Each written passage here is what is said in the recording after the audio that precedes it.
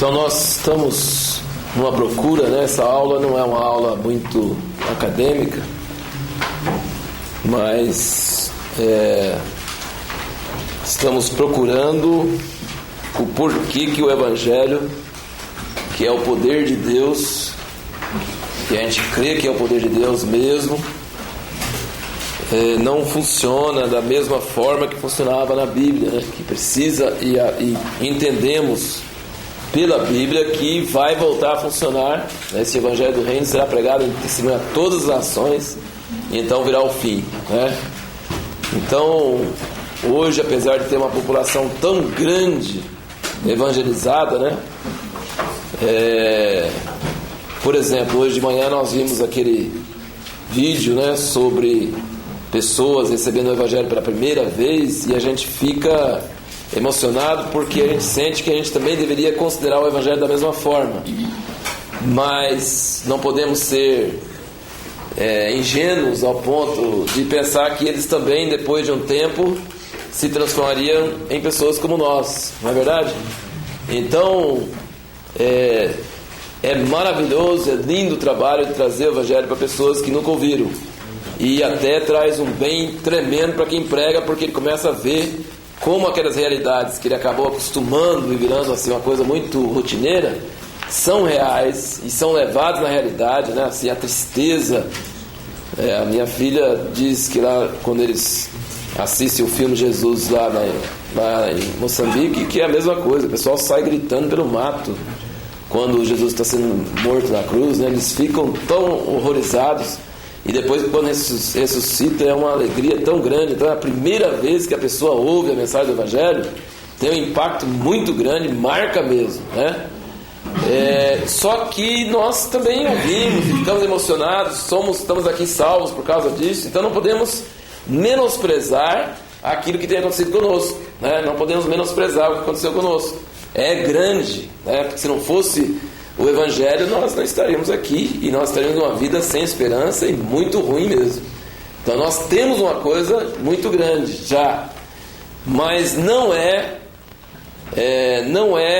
com aquela simplicidade, com aquele primeiro amor que o pessoal recebe, que a gente viu hoje de manhã, e não é aquilo que fala na Bíblia que pode ser. É algo que fica assim muito controlado, muito assim, né? É maravilhoso, mas tem isso e tem aquilo, e cheio de considerações. É uma coisa que perdeu aquela natureza, né, de uma química, né? Quem já conhece cal cru, né? Já viu cal cru? Aquelas pedras de cal, né? Que você joga uma aguinha, o negócio, né? Então, meu pai sempre falava que ele era assim, que ele não era leite, não era uma coisa assim, base, não. Ele era uma coisa tipo, né?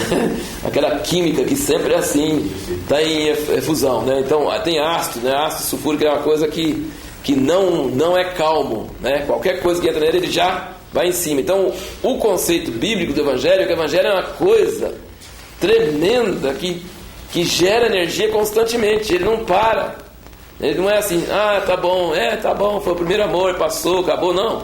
Ele é uma coisa constante que está gerando uma paixão e uma ação constante. E a gente sabe que isso não é bem a verdade sobre nós, que falta alguma coisa. Então nossa pesquisa nessas aulas é procurar descobrir o que é que está faltando, né? Onde que está o problema. E mesmo que descobríssemos o problema mesmo acertadamente na teoria, não ia resolver. Não é verdade? Por exemplo, se alguém fala para você, olha, o problema no seu encanamento é esse aqui, ó, tá vazando aqui, tá vazando ali. O fato dele descobrir e o fato de falar o que é e saber o que é não resolve. Mas vai continuar no mesmo problema. Então, na verdade, parte do problema é descobrir onde está errado. Mas a outra parte é corrigir. Né? E corrigir já não é na área da teoria, né? Corrigir não é a teoria, não é a teoria do encanador, não serve. Tem que ir lá no cano mesmo, pegar o cano e remendar ele mesmo. Tem que ir lá e fazer, entendeu? Então, como eu tenho falado nessas aulas, a gente pode ouvir muitas coisas. Na verdade, eu acredito que muitos aqui estão ouvindo em níveis diferentes. Uns ouvem muito, outros ouvem pouco. Uns entendem muito, outros pouco. Mas na medida que você entende, o que você está fazendo com o que você entende? né? O que está acontecendo com o que você entende? Porque se o que você entende só aumenta o conhecimento, ele não vai mudar nada. Não vai mudar nada. Eu sei qual é o problema. Qual é? Isso. Né? Então isso não resolve. É igual os filhos dos profetas falaram com Eliseu. Gente, hoje seu mestre vai ser tomado, né? Vai ser levado e tal. Ele falou, cara, o que eu sei. Entendeu? Eles sabiam a teoria, mas eles não tinham envolvimento prático, né? Então, a gente precisa pesquisar esse assunto, ler esses versículos, meditar sobre isso, com uma busca profunda em nosso espírito, para que Deus nos revele e que a gente haja em cima daquilo que nos revela, entendeu? A gente descubra o que precisa ser feito, né? O que precisa acontecer. Alguma coisa precisa acontecer, e não é um problema pessoal, né? Não é um problema meu, só seu, é um problema geral da igreja, né? Nós temos um presidente evangélico dos Estados Unidos, nascido de novo. Ele é nascido de novo, ele era beberrão, totalmente perdido, ele converteu, e crentes dão testemunho de ele, que ele é um cara convertido mesmo, nascido de novo, tem valores cristãos, é contra o aborto, é contra o homossexualismo, é um cara cristão, está fazendo o que está fazendo no mundo, imagina. Então não resolve, o evangelicalismo não resolve, entendeu? Põe qualquer um de nós lá, será que nós vamos resolver? Entendeu? Então tem alguma coisa errada na maneira que a gente está entendendo o evangelho, porque o evangelho de Jesus Cristo não era para sair desse jeito, não é verdade? Era para sair de uma coisa real, genuína, né? Então a teoria do evangelho que o presidente Bush tem, nós também temos, fazendo parte de uma grande cultura, a cultura evangélica, que está tomando muitos lugares no Brasil também, mas está diminuindo os índices de corrupção, os índices de pecado, os índices de destruição da família, não está destruindo. Então tem alguma coisa que vai a teoria, mas a substância ela fica, né? Ela não vai, entendeu? Então parece que tem alguma coisa coando, né? Filtrando. Então a pessoa fica com as palavras, mas a realidade ele perde, né? E a Bíblia diz que nos últimos dias ia acontecer isso, que as pessoas iam ter forma de piedade e negar o poder, entendeu? Então mesmo nesse curso nós estamos aprendendo, estudando, pesquisando, mas é teoria. Isso aqui é teoria.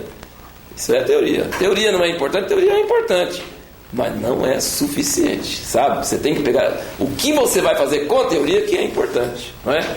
Então nós temos que primeiro entender que tem um problema com o evangelho, e segundo, mais ou menos onde que está localizado esse problema, e ficar perguntando a Deus o que o Senhor vai fazer, né, nesses dias, como que vai surgir, né, voltar a ter essa palavra do evangelho simples, mas que tem conteúdo, né? Não tem só a placa, vende-se sapatos, mas tem os sapatos mesmo, tem o produto mesmo, né?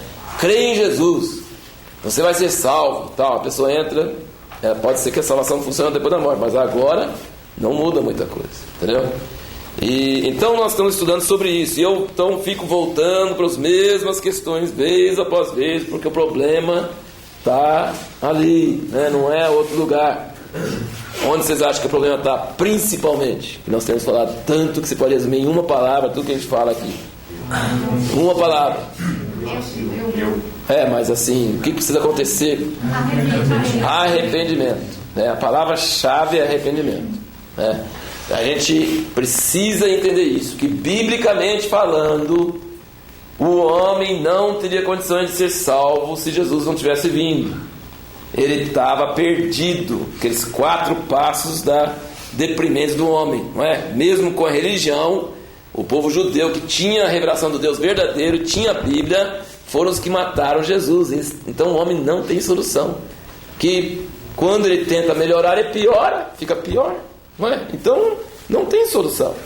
E Deus, aí tem aquele que nós falamos, mais Deus, né?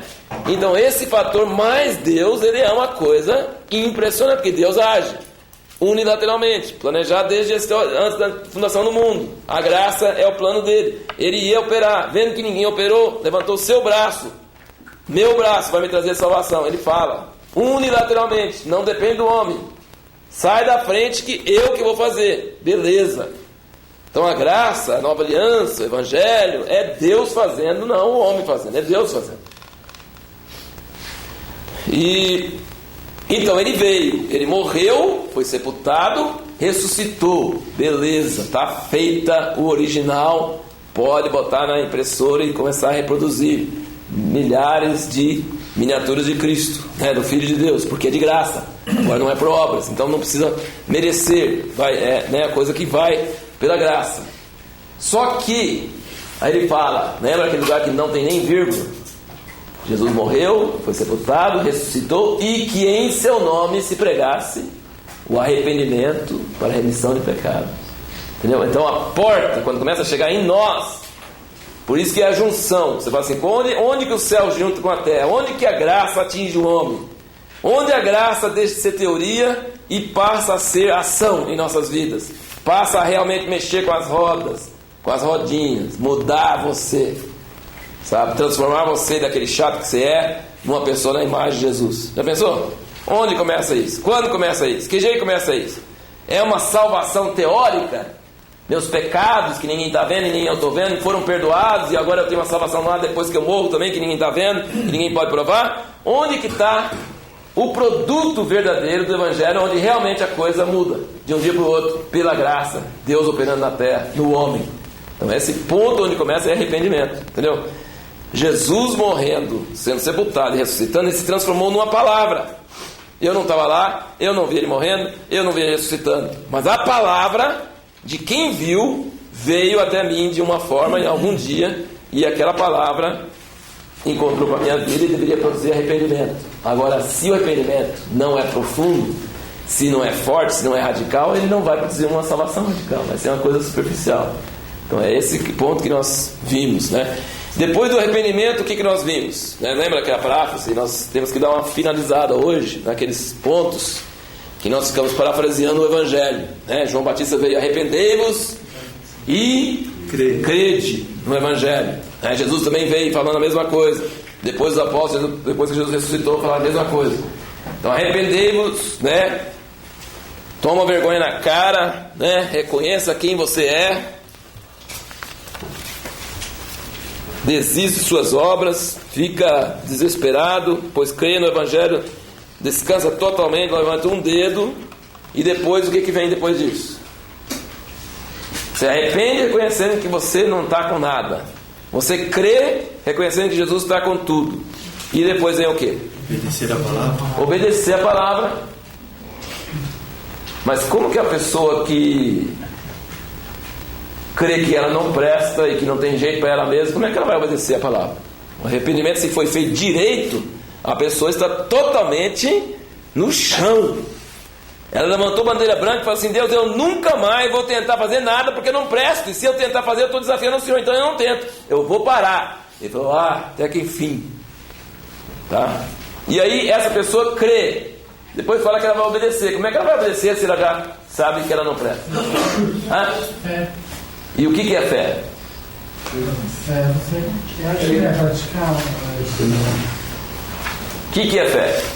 É praticar, sim, mas assim, explica para nós. Se nós realmente cremos, então nós chegamos à conclusão que fé teórica não existe. Não é fé. E qual o exemplo que nós podemos dar sobre isso? Que fé teórica não existe. Se a Raquel vai vir aqui na frente e falar assim: gente, essa casa vai cair, nós vamos acreditar nela? Não. Só se ela falar lá de fora, né? Sair correndo e pregar lá de fora, aí a gente começa a crer que ela crê. Então a fé é ação, né? A fé é ação. Então a obediência da fé, que fala esse termo que fala no Evangelho, que nós ouvimos aí, ele fala de ação da fé. É a ação da fé, simplesmente a fé em ação. Então não é o velho homem tentando agradar a Deus, porque ele arrependeu, então ele não tenta mais. Mas também não é a pessoa deitada numa rede falando: Deus fez tudo por mim, não é? Porque Deus não está na terra onde a casa vai cair em cima da cabeça dele, eu que estou, entendeu? Então ele não precisa ter fé, eu preciso ter fé. Ele não precisa ter fé porque está acima da casa. Agora eu estou dentro da casa, eu estou aqui em carne e osso, eu estou aqui onde o pecado pode me pegar, eu estou aqui vivendo. Então os mortos não precisam de fé, quem precisa de fé é o vivo, não é? Então eu não presto, eu não tenho jeito, não tem solução para mim, eu desisto de tudo, mas eu creio que a obra foi feita em Jesus, é a obra de Deus de graça. Se eu creio nisso, eu obedeço a fé, entendeu? Eu obedeço a fé, eu vou praticar porque eu não tenho outra solução para mim, eu realmente creio. Agora, se eu não pratico, então eu estou falando uma coisa e praticando outra, aí a coisa não convence. Então, as obras da fé, como é que a gente ia saber que Abraão creu que Deus ia ressuscitar Isaac? Como é que a gente sabe que Abraão creu? Aí não estava na cabeça dele para poder crer, para poder ver. Ele não fez uma psicanálise, ele não foi lá no psicólogo, o pessoal perguntar para ele, eu não vi. Como é que eu sei, sem sombra de dúvida, que Abraão creu que Deus ia levantar o filho dele? Como é que eu sei? Você crê na palavra, não está escrito que ele creu. Não, mas não é só por causa disso não, porque a palavra não fala sobre isso que ele creu. A Bíblia fala outro, a Bíblia fala que ele creu. Mas por que a Bíblia fala que ele creu? Porque alguém na palavra fala que ele creu. Em Hebreus fala que ele creu. Mas lá na passagem, lá em Gênesis, não fala que ele cria que Deus ia ressuscitar. Fala, o que fala lá? Que ele foi em ação. Que ele foi lá. Ele foi lá. Fatos não podem ser desmentidos, apagados. Fatos são fatos. Fatos, eles são, não tem jeito de, né? A pessoa fica mentindo enquanto não viu o fato que ele fez. Ele se chama, num julgamento, o que é? Provas materiais. Não é verdade? Provas materiais. Tem que ter prova material, porque diz que disse, eu falar que eu vi, eu falar que eu acho, todo mundo vai e brinca à vontade. Mas tem um fato aqui, ó. Tem um fato. Então o fato material, ele tira toda dúvida. Não é verdade? Então quando Abraão foi lá e levantou a faca e ia matar o filho dele, e Deus não gritasse, porque teve que gritar, porque assim, não dava tempo de chegar perto e falar baixinho, tinha que gritar lá de cima. Abraão! Ainda bem que ele foi para cima, o susto levou ele para cima em vez de para baixo, né? Que ele estava assim, Abraão! Se fosse um de nós, ai, então ele, Abraão! Não faz isso com seu filho, mas ele estava já no caminho para ser irreversível. Então ele tinha coragem de fazer um fato irreversível. E ninguém fala se ele tinha fé ou não, depois fala que ele creu que Deus era possível para levantar ele até dentro dos mortos. Então a fé do pai da fé não é papo, tá? É muito importante. Fé não é papo, fé é ação, tá? Fé é ação. Precisa para mostrar fé, não precisa ficar falando, basta você agir. Se você agir, sua vida vai escrever uma mensagem que prova que você tinha fé. Entendeu? Então a ação, ela é um elemento que falta demais na igreja hoje. Nós somos protestantes, os protestantes aprenderam a confiar em teoria e não confiar em ação. Entendeu? Eu sou justificado porque eu penso correto, eu aprendi a fórmula correta. Isso é uma heresia. É tão errado quanto na igreja católica ensinava que a pessoa era salva pela determinação do Papa, entendeu? Pela ordem, pelos editos papais, ele era salvo por isso. Agora o protestante acha que você é salvo porque se decorou ou aprendeu a fórmula correta. Então Deus é um grande injusto, porque a pessoa que teve chance de aprender a fórmula é salva, e a pessoa que não teve nem chance de aprender vai para o inferno. Já pensou que horror de um Deus desse? Mas esse não é Deus. O pai da fé é Abraão, e ele não ficou falando. Vai lá na Bíblia, quantas coisas que Abraão falou. Ele não era homem de papo, ele era homem de ação. Entendeu? Ele fazia, Deus falava e ele fazia. Então a ação é um elemento fundamental em nossas vidas. Por exemplo, se nós queremos voltar a ter poder do Evangelho, gente, sem ação, jamais, tá? Inclusive a gente precisa pensar assim. A gente precisa pensar assim, que a teoria que nos justifica não agir é um grande veneno, é um perigo, sabe? A gente precisa calar mais, sabe? A gente precisa calar mais e agir mais, né? Calar, falar menos e agir mais, né? Em cima daquilo que nós realmente cremos. A pessoa está precisando de Jesus, talvez ela precise de comida primeiro, né? Talvez ela precise de amor, talvez ela precise de outra coisa, e através das suas ações Cristo pode ser manifesto e alguma coisa pode acontecer. Então, ações são muito determinantes. É bíblico, viu, irmãos? A gente precisa... E Abraão é o pai da fé. Os judeus é um povo assim. Eles não são de papo, eles gostam da ação da terra, da coisa prática. E Deus é uma pessoa assim, que se ele quisesse brincar de mundo virtual, ele não tinha criado o planeta Terra e todo o universo, né? Ele tinha ficado mesmo nas ideias, que ele é bom das ideias, né? E fazer uma telona máxima no universo e ficar brincando de videogame no universo, para ele era facíssimo ele fazer isso. Mas ele não fez, ele fez terra, fez fatos, coisas materiais que têm consequências, né? Tem consequências, né? O homem pode mudar uma política, mudar uma teoria na faculdade, inventar qualquer coisa, mas você pode mudar um prédio de um dia para o outro? Você pode mudar um prédio de um dia para o outro? Você pode fazer, não gostei desse lugar aqui, ó. Isso aqui tem que ser assim e tal, né? A planta você pode até fazer, mas o prédio não. O prédio gasta horas, né? Você pode pôr aquelas pirâmides do Egito em outro lugar, pode desenhar eles de outro jeito, entendeu? Não, assim, as coisas materiais limitam. E Deus gosta disso. Ele quer que a coisa não fique só na base das ideias, da teoria. Ele quer que seja aprovado na prática, sabe? Em carne e osso, em fatos. Por isso que dinheiro no reino de Deus é importante. Dinheiro é muito importante. Por que dinheiro é tão importante sobre o espírito da pessoa? Dinheiro é uma coisa material, não tem nada a ver. Não devia ser tão importante sobre o espírito. Mas a maneira que a pessoa usa dinheiro reflete diretamente na vida espiritual dela. Diretamente. Se você não é fiel nas coisas materiais, jamais nas coisas espirituais. Ele fala muito mais sobre você, o seu jeito de usar dinheiro, do que a sua maneira de profetizar, pregar e tudo mais. O seu jeito de usar dinheiro é espiritual, é mais espiritual. Então Deus está interessado nessas coisas, porque as coisas materiais revelam muito mais sobre a sua fé do que o papo, né? Do que ficar falando, né?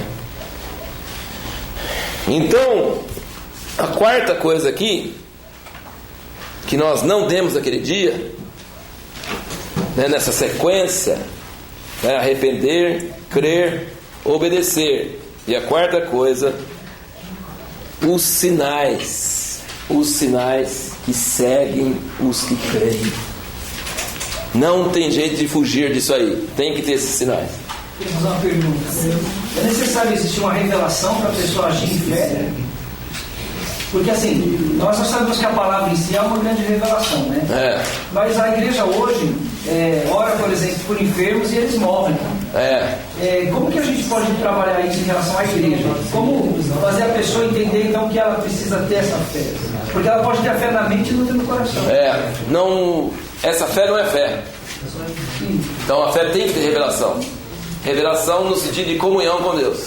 Ela tem que ter comunhão com Deus, porque não adianta ela fazer uma coisa na cabeça dela, manipulando a palavra escrita para ela dizer o que ela quer que diz, né? Sem ter uma comunhão com Deus. Então fé é comunhão com Deus. Fé é comunhão com Deus. E se eu, por exemplo, Abraão, jamais daria certo ele tentar matar o filho se não tivesse ouvido de Deus. Seria um desastre. Então aquele teste dependia dele saber que ele ouvia de Deus. Ele tinha que ter certeza. Uma falha seria fatal. Uma falha é fatal. Então, antes de ter fé para poder mostrar assim a ação, ele tinha que ter uma compreensão exata de que Deus está falando com ele. Inclusive, na Bíblia mostra isso claramente, que aquela prova em Gênesis 22 é a prova final do curso que ele começou em Gênesis 12. Porque todos os elementos que ele aprendeu durante a vida dele, estão ali. Por exemplo, ele levantou os olhos de longe e viu o lugar. Então, se não fosse no lugar certo, não ia dar certo, porque o carneiro estava amarrado ali naquele lugar. Ele não viu o carneiro, ele viu o lugar. E depois que ele já ia matar, e depois Deus falou parar, ele olhou e tinha o carneiro. Entendeu? Então, se olhar para o lugar errado, também não ia dar certo. Então, fé depende mesmo. A diferença entre fé e presunção, né? Porque o diabo chegou para Jesus e citou a Bíblia para ele. Pula daqui, que a Bíblia fala, pula. Ele falou assim, mas também fala, não tentará o Senhor teu Deus. Então você fala, como é que é o negócio? Tentar Deus é agir sem Deus falar, e tentar forçar ele a agir quando ele não está com a intenção de agir. Então não funciona, né? Então realmente a fé, essa obediência da fé não vem de mim, né? Não vem de mim, não nasce em mim. Uma coisa interessante nesse negócio do Evangelho é que ele tem que envolver o céu e a terra. Lembra bem disso? Ele tem que envolver o céu e a terra. Primeiro, ele começa no céu, porque essa parte de revelação e parte de arrependimento eu não consigo ter se não vem do céu. Tem que vir do céu. Mas se ele for só céu, aí eu fico naquela fé mística, descomprometida, entendeu? Ele tem que descer para a terra, se transformar em arrependimento e fé em mim e eu obedecer, que senão também não funciona, entendeu? Então, ele vem de lá, mas se processa aqui, entendeu? Então, se não tiver esses dois elementos, vamos supor que não vem de lá, aí acontece o que você falou, eu obedeço, eu creio na minha força, na Bíblia que já está aqui, já veio de lá, mas já está aqui, e eu saio para fazer aquilo na minha força. O que é isso? É abominação para Deus, não é? Agora, eu fico na espera. Não, tem que ter revelação, tem que receber de Deus, tem que ouvir de Deus. Deus fala, Deus faz. Eu só fico aqui olhando, assistindo. Deus vai fazer, Deus vai falar, Deus vai agir. Eu fico naquele misticismo barato que também não leva a nada. Entende? Então eu tenho que chegar de lá, mas tem que encarnar aqui. Entendeu? Ele tem que aparecer na prática. Senão você tem que ser... É Deus quem faz, tanto querer como realizar. Mas Ele faz aonde? Dentro de mim, né? Não é lá fora, não é com o outro. É aqui na terra, é agora. Entendeu? Então o céu e a terra tem que estar trabalhando juntos no Evangelho. O Evangelho é uma coisa... Não é porque o pessoal fala assim, Jesus fez por mim. O outro fala assim, não, Jesus fez por você não. Ele fez metade, a outra metade você tem que fazer. Não é verdade? Não é esses dois pontos de vista? Não, Jesus fez tudo. Eu não tenho que fazer nada. Eu só creio, vou para a igreja, confesso e estou salvo. Ele fez tudo, graças a Deus ele fez tudo. Beleza. Tem alguma coisa dentro de você, fala assim, mas tem alguma coisa errada nesse negócio. Não funciona assim não. E o outro chega assim, não, fez tudo não. Ele fez para trás. Para frente eu sei que tem que fazer, né? Ele perdoou tudo que você fez errado para frente. Agora anda na linha, senão te pega. Entendeu? Ele fez 50%, os outros 50% é seu. Entendeu? Está errado, os dois estão errados. Ele fez 100%, ele fez tudo. Mas não fez fora de você não, ele fez dentro de você e você que vai pagar o pato, meu. Ele não está aqui para pagar não, você que vai pagar sim. Ele já morreu, já fez a obra, agora você que tem que, você está na terra. Você que está vivendo aqui. Agora é sua chance no palco. Você está no palco agora. Suas pernas, seus braços, seus olhos são os dele. Ele vai agir em você, através de você. Não fica ali assistindo. Esse negócio é interessante, esse filminho. Eu tenho sangue. Não é agora o sangue de Jesus, não. Agora é meu. Tá? O cansaço não é dele mais. Ele teve cansaço, teve sofrimento, teve peso. Aquilo foi dele, agora é meu.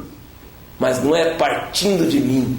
É partindo dele em mim. Mas é meu. Entendeu? Você tem que entender isso. É o céu e a terra juntos.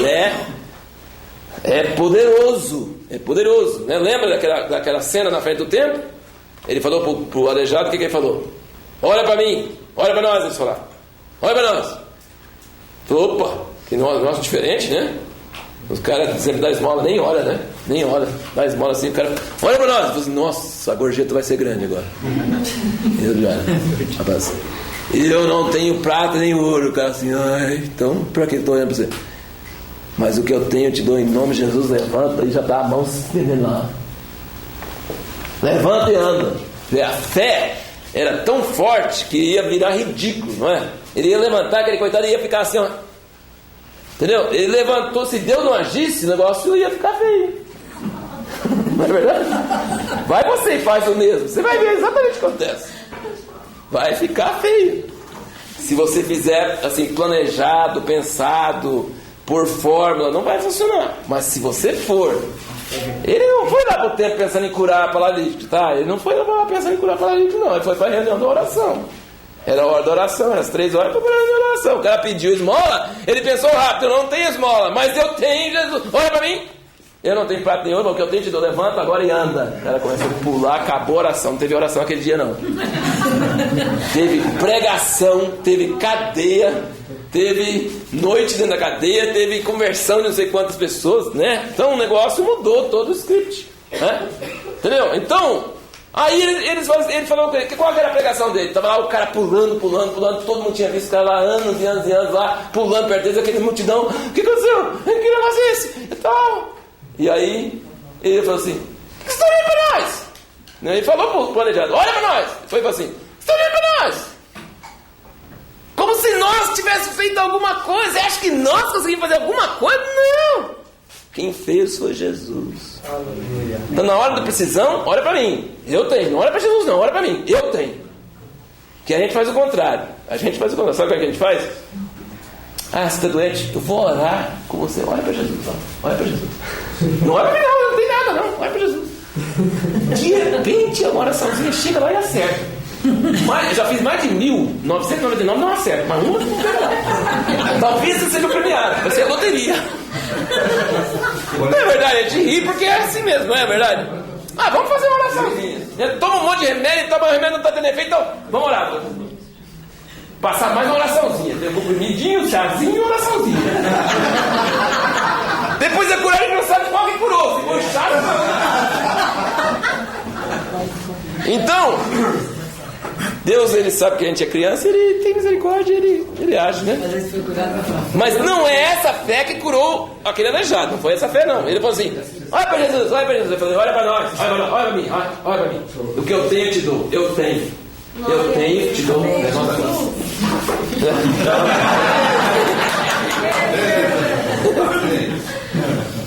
Depois que aconteceu o milagre, todo mundo assim, esses caras são demais. Esses caras são demais. Por que você está olhando para mim? Não tem nada não. Quem fez foi ele. E a gente é o contrário, né? A gente fala assim, olha para Jesus, olha que é curado. Assim, tá vendo? Eu que orei, irmão, eu que orei. Olha para mim, ó. Eu que orei. Então, a gente inverte o negócio. Está invertido. Conta a vez, irmão, conta a vez. Quem é que orou você? A gente se atribui tanta coisa, não é verdade? A gente se atribui tanta coisa. E na hora do vamos ver, a gente não se atribui nada, né? Na hora que precisa mesmo, não, eu não tenho nada a ver com o papo, não, meu Deus. Se ele quiser, ele fala. Então na hora de precisão, a gente não assume. Na hora de rumar a glória, a gente assume. É a mesma coisa de assim, a gente está trabalhando com um monte de gente e depois a gente não faz quase nada. Vocês conhecem esse tipo de gente? Aqui eu espero que não tenha ninguém assim. Mas assim, você está fazendo uma coisa em conjunto, tem 5 pessoas fazendo e um fica sentado no muro olhando os outros. Aí chega alguém lá e ele fala assim, olha como é que nós limpamos aqui, ó. Na verdade é assim que Deus olha para nós. A gente não trabalha e depois a gente vai lá e conta para ganhar vantagem, né? E depois pergunta, por que o evangelho não funciona? Por que não funciona? Então, gente, o negócio não é nada de nós. É tudo de Jesus. Mas funciona em nós. Aqui na terra. E é a gente que vai para a cadeia, não é ele não. Ele já foi. Agora é nossa vez. Né? De ir para a cadeia, de sofrer, de estar no meio do problema. É nossa vez. Não é a vez de Paulo, que já foi, de Eliseu, de Elias. Eles já viveram a vida deles. Agora é a nossa vez, a nossa geração. É nós, em carne e osso. Nós. Tá entendendo, irmãos? Porque quando é diferente do que você ficar lendo sobre os outros, falando sobre os outros, né? Agora não é os outros, agora somos nós. É nossa vez. Depois que passar a nossa geração e os outros falar sobre nós, aí é outro caso. Mas agora somos nós. Nós é que somos. Né? Sabe que eu fui orar no necrotério por um morto para Deus ressuscitar ele, né? Eu estava com tanto medo assim que meu coração quase saiu pela boca. Eu pus a mão na cabeça do homem e comecei a orar. E já era tarde da noite, o cemitério estava fechado, né? Mas assim, eu tenho fé que Deus pode estar morto. Mas o medo que eu estava era incrível, assim, eu nunca senti, dava para pegar na mão. Se eu tivesse feito serviço, eu ia perder a comissão. Mas vamos lá, gente. Então, os sinais. É o quarto ponto aqui, os sinais. Marcos 16. Marcos 16. Não.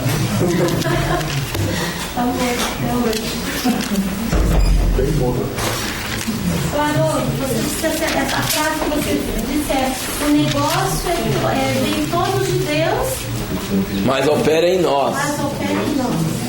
Um negócio, né? Isso é bom. Um negócio. O trem, se for um bom mineiro, falar o trem. O trem vem de Deus, mas é bom. mas opera em nós. Trem bom, é mesmo. É bom, uai. 16, Marcos 16, versículo 14.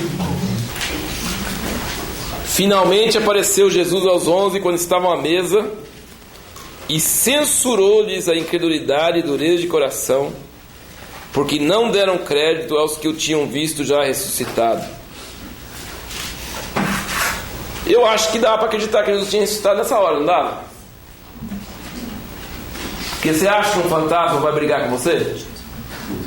Ele estava bravo, hein? Ele sabia como é que Jesus ficava quando ficava bravo. Ele censurou-lhes a dureza de coração de não acreditar. Ele chegou lá, estou aqui, e quem está aqui que não acreditou que eu estava vivo? Eu? Mas eu não vou falar agora aquilo. O senhor é um holograma. Eu não acredito no senhor. Eu acho que ele não tinha coragem de falar isso, porque ele sabia que era tão real que podia levar um tapa.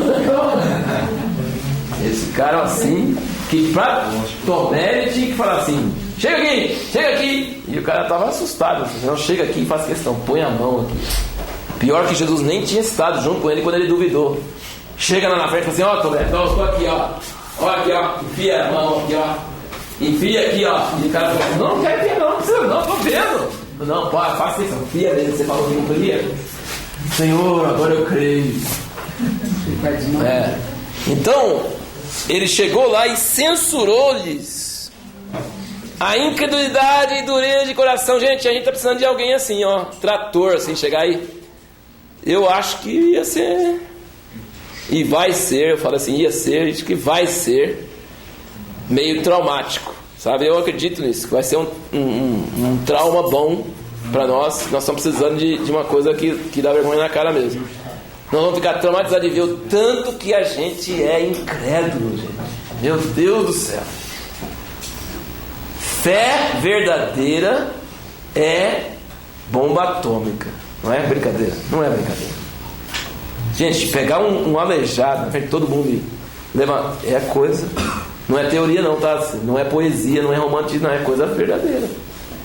É coisa que... Entendeu? Você está ali entre o céu, o inferno, o diabo, Deus e os homens. Você está ali e você se arrisca, entendeu? Não é papo, gente. É uma coisa séria. Não é verdade? Não é coisa de outro mundo, né? Fé é coisa de outro mundo. Mas o fato de nós não termos, Jesus diz que não é fraqueza. Irmão, você sabe como é que eu tenho fraqueza? Você tem que orar para mim porque eu tenho falta de fé, eu preciso de ajuda para ter mais fé. Jesus não era muito assim, de alisar a pessoa que não tinha falta de fé, não. Ele pegava dureza de coração, perversidade, entendeu? Perversidade, ele não fala assim, que a gente acha assim: eu não tenho fé porque eu tenho fraqueza, eu preciso de outra pessoa sentir dó de mim. Ele falou: não precisa sentir dó de você não, você é um coração duro. O que ele está falando na verdade é assim: você crê muito, mas em você mesmo, você não crê em mim, você não quer crer, entendeu? Então o problema é, ele censurou eles a incredulidade e dureza de coração, porque não deram crédito aos que o tinham visto já ressuscitado. E disse-lhes, agora vamos lá: ide por todo mundo pregar o evangelho a toda criatura. Quem crê e for batizado será salvo, quem porém não crer será condenado. Estes sinais hão de acompanhar aqueles que creem. Então, quando você chega nesse ponto, eu não sei exatamente como expressar, mas, por exemplo, nós temos Cristo, e quando você fala Cristo, você lembra de toda a obra de Cristo, morte, ressurreição, né? Põe a cruz aqui, né, tal. Cristo, nós temos, né, a palavra pregada, que nós já falamos, que é o próprio Cristo, né? Transmite essa ideia para quem não viu, para quem não estava, né? Ele consegue transmitir essa realidade. E nós temos a reação, que é fé no coração. Claro que é arrependimento, fé e todos esses negócios que vocês estão falando, né? Só que essa fé, como é que eu sei se é fé ou se é balela, se é conversa fiada? Como é que eu sei? Biblicamente, duas maneiras. Obediência, que nós já estudamos aqui, a obediência da fé, e sinais. Entendeu? São essas duas coisas.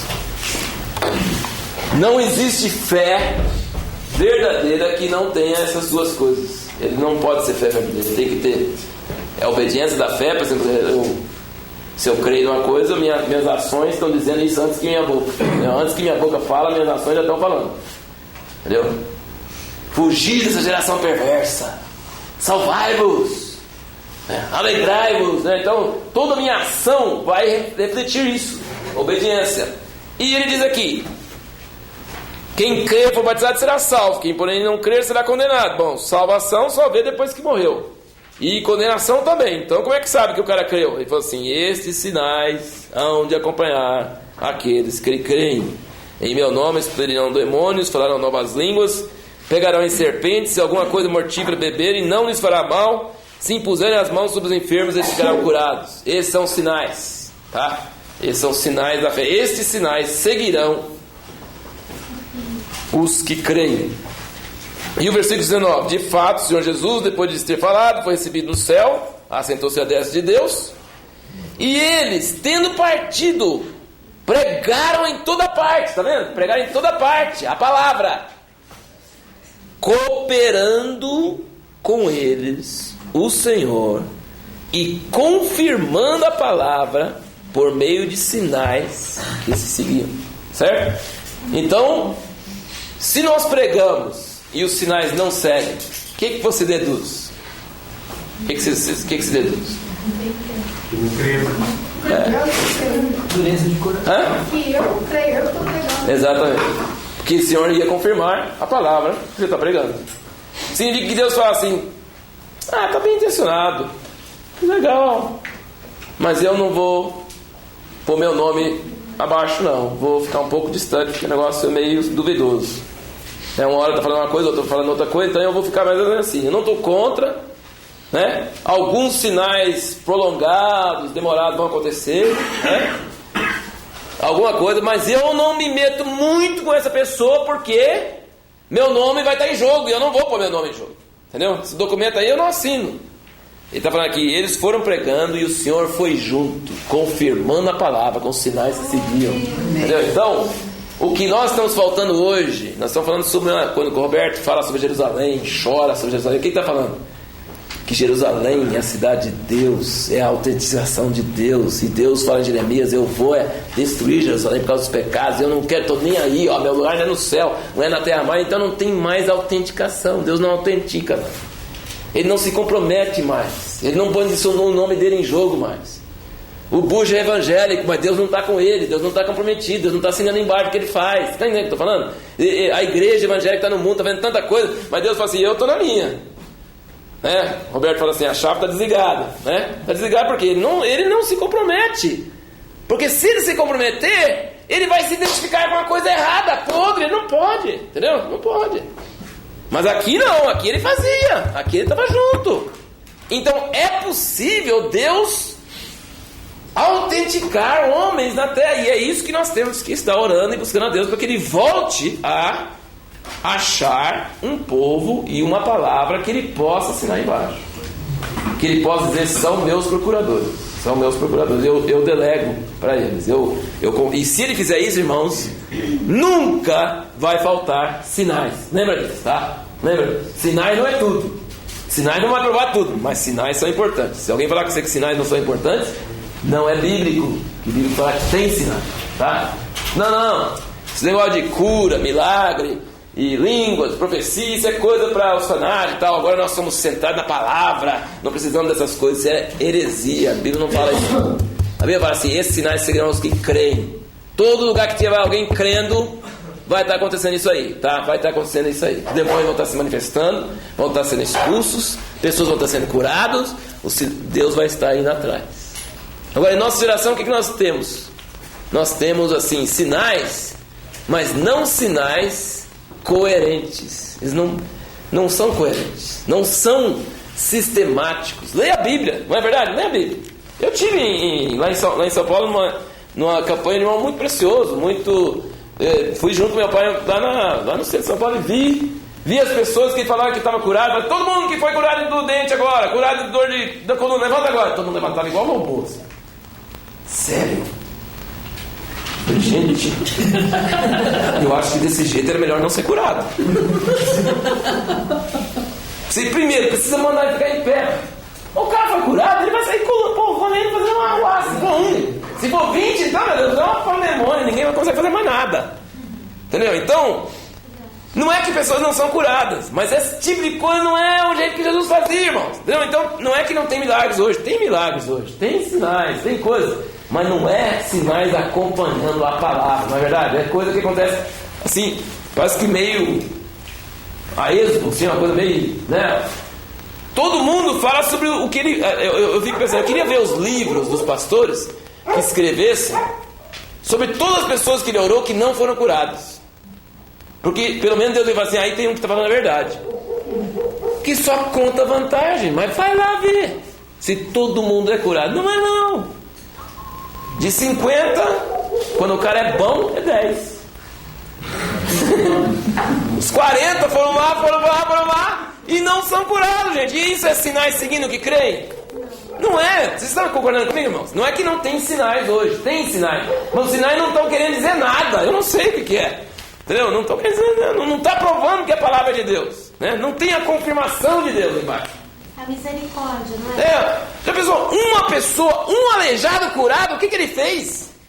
E hoje, quantos aleijados eles falam que são curados? Não muda nada, ninguém muda nada. Entendeu? Então tem alguma coisa errada com esse tipo de sinal. Entendeu? Não é? Tem alguma coisa, porque o sinal acompanha a palavra. E nós não estamos vendo isso acontecer, não. Não estamos vendo isso acontecer, não. Quem tem muita palavra não tem sinal nenhum. E quem tem sinal que vem e não vem. Uma coisa estranha. Nesse caso, eles estavam olhando para Jesus, né? Como? Quem? Estavam olhando para Jesus, 3. Que quando a gente foi curado, eles olharam para Jesus. Hoje, ninguém olha para Jesus, só para os milagres. Mas na hora de curar, eles não estavam olhando para Jesus. Eles tinham essa convicção, essa fé. Pegar um cara entrevado aí, igual eu e o senhor Roberto estava conversando, pegar um cara entrevado aí e ele levantar, e se o povo saber de que igreja que o cara que curou, já lá nota. Uma coisa, por isso que eu falo assim, gente, a maioria dos sinais de milagre que o pessoal fala para vocês não é verdade. Porque se fosse verdade, o negócio começava. A maioria é conversa fiada, não é verdade. Porque se for verdade, gente, um milagre é suficiente para criar um rebu. Você não imagina. Quando Enéas foi curado, 2 cidades inteiras se converteram. Pois é uma coisa. Muitas vezes eu acho que o diabo também pode até usar de curar uma pessoa e essa pessoa, né, testemunhar isso e as pessoas irem nessas igrejas, como estão falando, em lotar por causa do homem. Para colocar o homem em ênfase. Agora, gente, o que Deus está querendo mesmo fazer na terra é uma coisa que está dentro desses conformes aqui, tá? Porque os homens que eram... Eu estou falando assim, tem muita coisa falsa por aí. Agora, tinha talvez mais, hoje talvez menos, mas tinha muitos sinais verdadeiros mesmo. Mas os homens que usaram foram tão bombardeados com a adulação do povo, aquela coisa melequenta e que ninguém aguenta, então eles todos caíram, entendeu? E todo mundo critica, mas eu quero ver assim, quem é candidato para ter aquilo e depois, entendeu? Então o que Deus está querendo é um povo que tem maturidade e que sabe de onde vem a fonte e que sabe orar e proteger, que sabe ter fundamento, mas que crê que esses milagres podem voltar a acontecer, né? Em confirmação à palavra, né? Em confirmação à palavra, não para ter, igual o Fernandinho falou, não ficar olhando o sinal em si, né? Esses sinais seguirão, não eu seguindo os sinais, né? Mas esses sinais seguirão, acontecerão.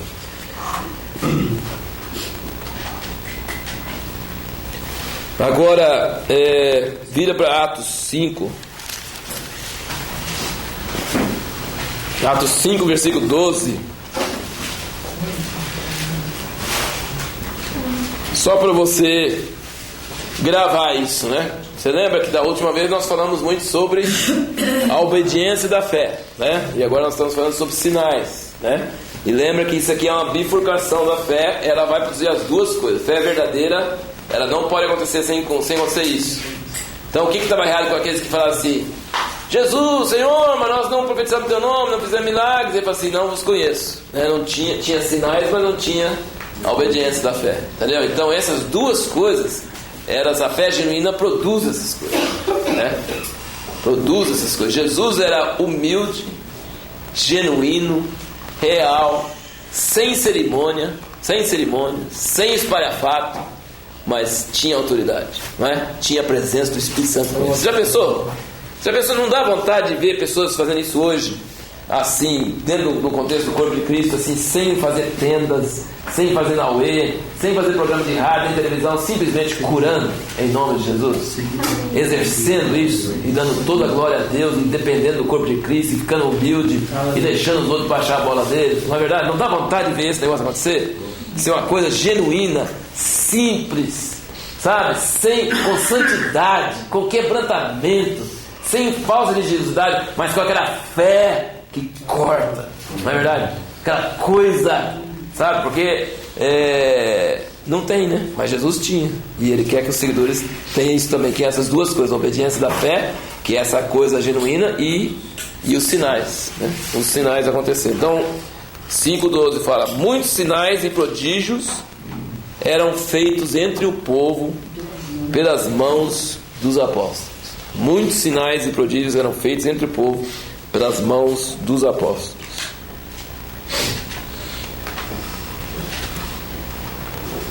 Agora, esses sinais de cura é independente da pessoa crer ou não. Que pessoa? Da pessoa que está sendo curada. Alguém tem que ter fé. Um dos dois, pelo menos. Muitas vezes os dois, mas muitas vezes é um dos dois. Eu já vi casos de cura onde a pessoa que queria ser curada foi para o missionário é presbiteriano, não cria milagre, nada disso, falou assim: olha, você não pode ser curado. Eu falei assim: mas ora para mim assim dentro, que a Bíblia fala que posso. Mas eu não creio que você pode. Mas eu tá falando: eu quero que você ore para mim. O cara foi molar e tanto, você: tá bom, vou orar. Oh Deus, cura esse cara. Eu não sei se você acha que você não vai curar. Não, mas cura mesmo. Ele vai curar, não. Quem foi mais assustado é o cara que orou. Entendeu? Porque a pessoa que foi com tanta fé que a oração, né? E outros, e inverso, né? Aquele homem que Jesus curou lá perto do poço lá, que não deu certo, mas de todo jeito curou ele não creu, né? Mas Jesus curou ele. Então tem que ter fé em um dos dois, ou nos dois, né? Muitos sinais e prodígios eram feitos entre o povo pelas mãos dos apóstolos. Você pensa que a pessoa que tem sinais e milagres é a pessoa que está, a qualquer momento, está disposta a fazer sinais e milagres? Vocês acham que é assim? Que tipo de super-homem eu tenho a força?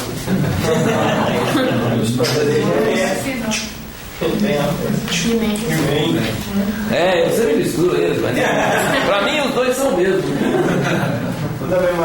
Mas não é uma propriedade que a pessoa tem em si. Você pode observar na Bíblia que fala assim, em Lucas fala: e o poder de Deus estava ali para curar, falando de Jesus. Não era toda hora, não era torto direito. Quando a mulher tocou nele e foi curada, ele falou assim: de mim saiu virtude, saiu força, entendeu? Então não é uma coisa sugestionada, sabe? Era uma coisa do Espírito dentro da pessoa, e ela pode aparecer a qualquer momento, não é verdade? Ela pode aparecer, mas ela aparece quando você menos espera e quando você não está planejando, e é uma unção de Deus para curar, entendeu? Então, e por isso tem dons, né? Tem pessoas que são mais abertos para esse tipo de unção, na verdade, estão mais abertos, tem mais fé nessa área, tem outros que têm mais fé em outras áreas. Então ela é uma coisa que depende de uma sensibilidade ao Espírito Santo, mas não é uma propriedade que você carrega consigo, na verdade, não é uma propriedade que você carrega consigo, mas é uma fé, uma abertura para o Espírito Santo, e se ele está presente, você pode ter essa unção. Talvez a pessoa está assim, uma semana, 15 dias, 20 de jejum, e talvez está enfermo, ele olha e não cura. E de repente ele vai fazer uma visita, ou está passando, alguém chama, e Deus pode curar naquela hora. Isso, não tem nada a ver. Tem nada a ver. Tem a ver com a unção e com a sensibilidade ao Espírito Santo, né? E a obediência, aquilo que o senhor está falando, na hora. Obediência na hora. Então não é. Se a pessoa está cheia de fé e a igreja está cheia de fé, o que vai acontecer? Esses sinais vão começar a aparecer. Né? Então, por isso que a gente tem que estar atento, porque na hora que a gente menos espera, pode acontecer. Não é verdade? Pode acontecer. Os dons do Espírito são assim, eles não são planejados e não tem que fazer muito drama. Né? Você tem que saber se o Espírito Santo está falando uma coisa e obedecer. Né? E obedecer mesmo, e pode acontecer. Né? Atos 14, 3.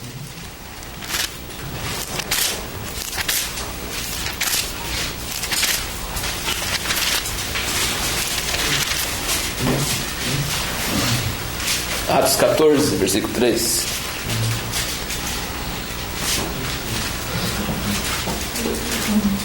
Fala: entretanto, demoraram-se ali muito tempo, falando ousadamente no Senhor, o qual confirmava a palavra da sua graça, concedendo que por mão deles se fizessem sinais e prodígios.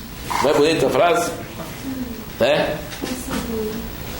Falaram ousadamente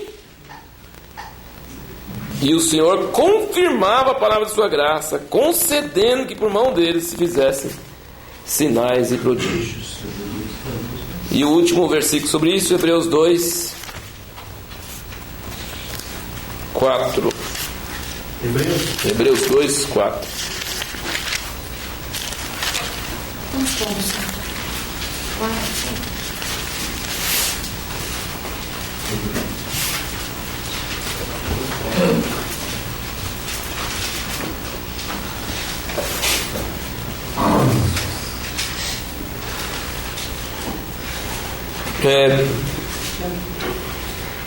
Podemos começar do versículo 3, que fala: como escaparemos nós se negligenciarmos tão grande salvação, a qual, tendo sido anunciada inicialmente pelo Senhor, foi-nos depois confirmado pelos que a ouviram. Gente, vocês estão prestando atenção nesses versículos? Vocês estão parando para pensar sobre nós e sobre isso que está lendo aqui? Porque, ele fez, eu falo do que ele fez, tá? Isso aconteceu na Bíblia, todos esses casos, e nós também fazemos. Qual a diferença entre nós e eles em falar do que ele fez? Porque nós estamos falando a mesma coisa, do que ele fez. O tempo que passou. O tempo que passou, não, mas eu estou falando. Passou muito tempo, mas nesse tempo o que aconteceu? Porque nós estamos falando a mesma coisa. Eu não acredito que nós estamos falando outra coisa. Nós estamos falando a mesma coisa, o conteúdo está aí. Mas a fé esfriou. Não. Assim, eles falavam. Aqui, o que ele fala? Foi anunciado inicialmente pelo Senhor. Fazia, Jesus anunciando o Evangelho, aí, dá licença, Jesus anunciando o Evangelho é diferente que a gente, não é? Tudo bem, então Jesus é Jesus, né? Agora, foi-nos depois confirmado pelos que ouviram. Eles ouviram e falaram. Bom, aí o negócio já não é Jesus, é outros que ouviram e falaram. A gente também ouviu e fala. Aí tinha que ser igual, não é? O que ele fala? Dando Deus testemunho juntamente com eles, por sinais, prodígios e vários milagres, e por distribuições do Espírito Santo segundo a sua vontade. Entendeu? Então eles tinham confirmação sobrenatural e nós muitas vezes não é? Então essa é uma grande diferença. Tem algum problema porque a mensagem é igual, né? E nós ouvimos e falamos, eles também ouviram e falaram, só que eles, o Senhor deu testemunho junto. Vocês queriam que Deus desse testemunho junto com você? Amém. Sim. Precisamos disso, não é? Precisamos, irmão? A gente nunca vai voltar a ter alguma coisa se a gente diz que já tem, não é verdade? Se diz que já tem, não vai receber. Então eu acho que nós precisamos reconhecer assim, nós estamos faltando o testemunho de Deus sobre a nossa palavra. Estamos faltando. Essa é uma constatação. Talvez tenha um testemunho desse tamanhozinho, né?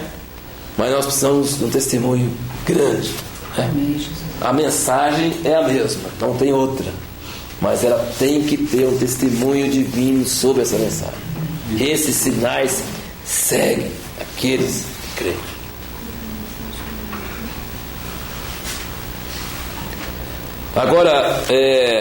Agora eu vou... Terminou esses 4 pontos aí,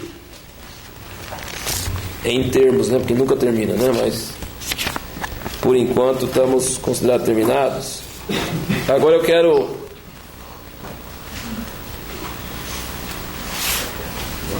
voltar um pouco para o aspecto da encarnação dessa palavra em nós, né? Vamos lembrar. Muda aí sua fita aí. E lembra daquele caso que nós falamos? Eu acho que você pode olhar aí olha aí no seu caderno, que vocês devem ter escrito aquele diagrama. Lembra aquele que tem assim...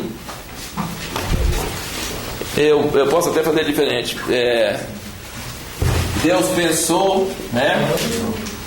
Deus pensou, depois falou, como? Pelos profetas, né? Depois fez. Vai dar certo. Ele fez. Como é que ele fez? Ele fez em Cristo o que os profetas falaram e o que ele tinha pensado. Não é verdade? Tudo isso aqui é a mesma coisa. Não é verdade? É a mesma coisa.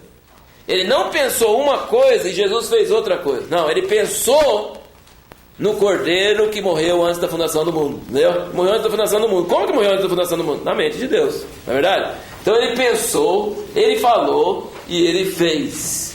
Tá? Depois que ele fez, falaram do que ele fez. De novo, falaram antes e falaram depois. Quem que falou depois? Aqui foram os profetas que falaram antes. E quem que falou depois? Os apóstolos. E aqui nós vamos mudar um pouco. Isso aqui é para mostrar aquela questão da... Como daria esse subtítulo aí? Como daria esse título de agora para frente? Dá o que você quiser. Nós vamos trabalhar um pouco mais com esse conceito aqui, mas não tem muito título não. Depois você lê. Isso aqui eu tô só querendo dar uma... Essa coisa de fé e aqui é arrependimento junto, não é verdade? Então a fé e arrependimento é a mesma coisa, né? Tá os dois lados da mesma coisa. Arrependimento e fé, tá? Então falaram do que ele fez, e quando falam do que ele fez, produzem quem ouve fé e arrependimento, certo? Que entra nesses 4 pontos: depois fé e arrependimento, obediência e sinais, não é isso? E quem é o ator aqui? Quem que é o personagem principal aqui? Aqui? Nós. Aqui somos nós entramos na história, nós na fita aqui, nós na fita aqui. Aqui é onde a gente entra, sabe? E onde que eu entro? Entra aqui, entra aqui. No pensamento de Deus, pelos profetas, feito em Cristo, proclamado pelos apóstolos, e aí eu estou na ponta, estou na ponta, estou recebendo todo esse impacto de veio tudo para cá. Só que o seu caderno, como é que está isso aqui? Deixa alguém abrir o caderno aí, viu? Necessário ver e esperar para a pregação do Evangelho. Como é que é? Necessário ver e esperar para a pregação do Evangelho. Certo. Quem mais? O que vocês puseram aí? Nós fizemos várias coisas, não sei o que... A recepção de comunicação do fato. Isso aqui é a comunicação do fato. O resultado do fato é arrependimento e fé em nós, tá? Mas a história termina aqui? Vocês acham que termina aqui? Não. Eu acho que eu pus um outro negócio aí também, mas... É que ele conhece a Deus no fato. Como? O mundo, os outros. O que tem o mundo e os outros? Acho que a gente vai ser o mundo que vai receber outros fatos. Outros fatos. Tá, vamos lá, Se quiser o título aqui, vai ser esse aqui, Outros fatos. É comunhão, verdade, prática e milagres. Muito bem. Outros fatos, porque isso aqui, gente, ó, isso aqui acontece dentro de nós, tá? Isso aqui é invisível. Isso aqui é invisível, ninguém vê isso aqui. Isso aqui é folha, não dá para comer folha, mas a folha é necessária para produzir fruto. Tá? Agora, quando o mundo quer vir para a igreja, eles não vão querer ver sua fé, seu arrependimento, sua prosa, suas coisas. Eles querem ver fruto para comer, tá? Então, essa é a parte. Esse aqui é nós também, tá? Nós estamos aqui, tá? Aqui e aqui. Só que aqui é quando nós recebemos, e aqui é o que produziu em nós pelo que nós recebemos, tá? Então, essa questão que nós acabamos de falar, obediência da fé, que se a fé e o arrependimento é para valer, ele tem que aparecer. O que você acha de uma figueira que tem folha e nunca dá figo? Não adianta. Aquela folhagem está captando toda aquela energia solar, mas não está fazendo nada. Está fazendo é mais folha. E Jesus vai querer comer alguma coisa? Come folha? Não pode. Entendeu? Então, a igreja pode estar assim, cheia de cânticos, e cheia de orações, e cheia de fervor, mas isso não é comestível. Sabe? O mundo não consegue comer isso aí. Tá? Não consegue comer. Esse fervor religioso, espiritual, que é folha, ele tem que pegar o alimento, esse pensamento de Deus, e transformar ele em fatos, tá? Fatos. O cara talvez vai começar a ter interesse da maneira como eu oro, se ele fica impressionado da maneira que eu vivo. Não é verdade? Talvez ele vai querer saber.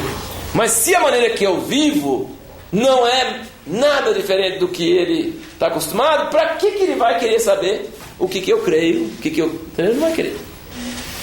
Então isso aqui, ó, nós, outros fatos, e o mundo vê esses fatos, tá?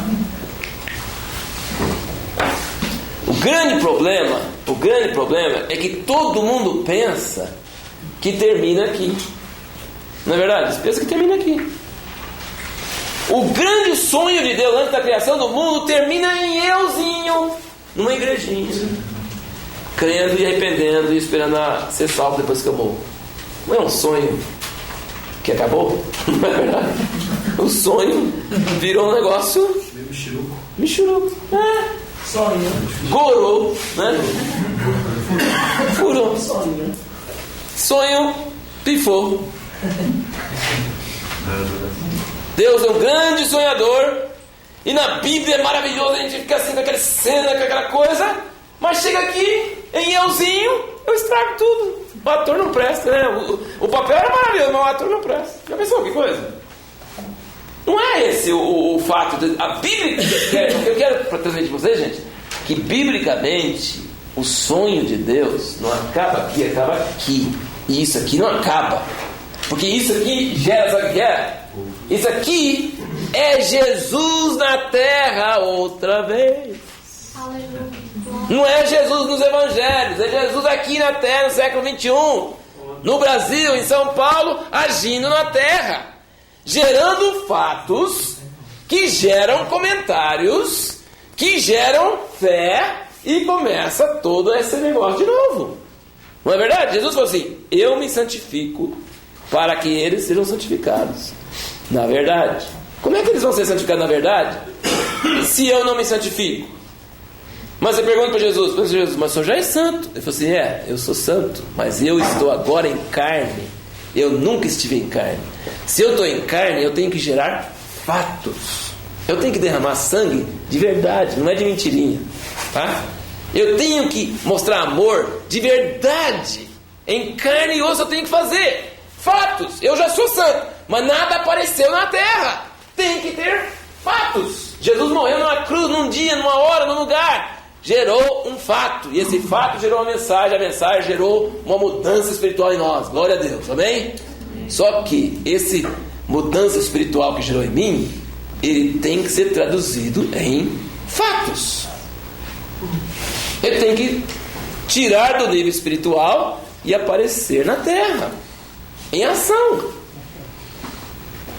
Aí as pessoas não vão falar do que Jesus fez, eles vão falar do que nós fizemos, porque eles estão cansados de saber o que Jesus fez e não está mudando nada.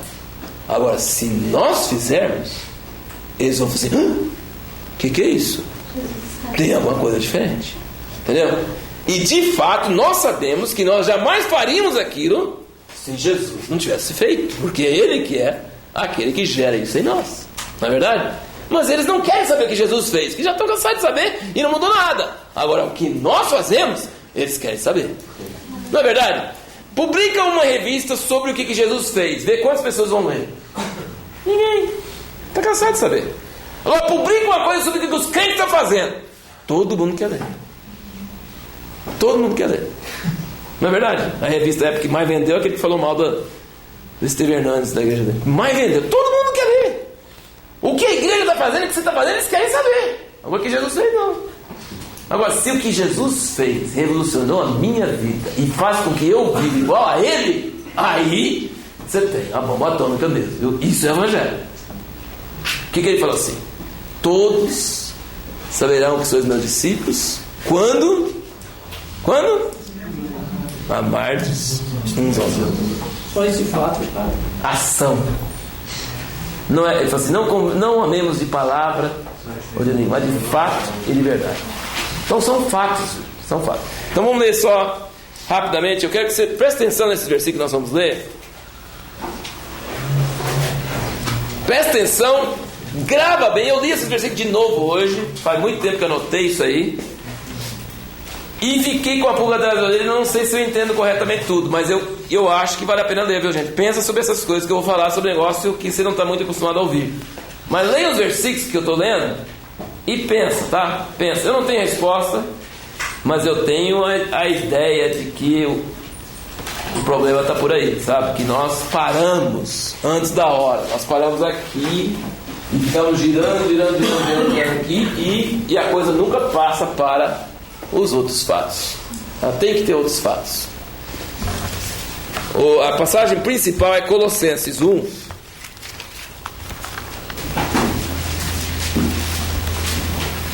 Eu pus aqui, você pode marcar para ler, mas nós não vamos ler agora.